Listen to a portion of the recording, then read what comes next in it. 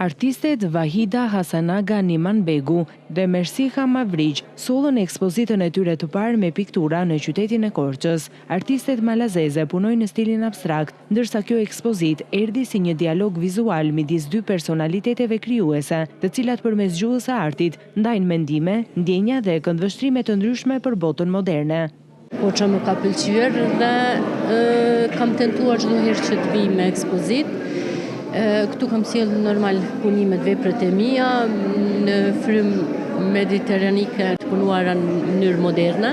Unë jetoj në Ulqin, Ulqini veçohet me det, me kalan, me gurin e kalasave, siç e shihni këto rezultojnë këto ngjyra edhe në punimet e mia.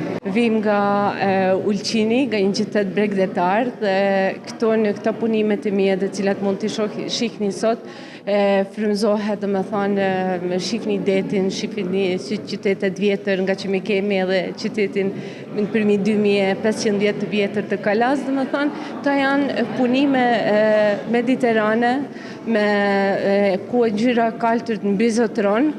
Kjo ekspozit vjen si një urë komunikimi mes dy vendeve fqinje, duke forcuar lidhjet historike dhe kulturore mes tyre. Ekspozita, e cila u titullua Dy Batica, e qelur nën kujdesin e Qendrës së Artit, Kulturës dhe Inovacionit, erdhi si një kujtim që arti nuk njeh kufi.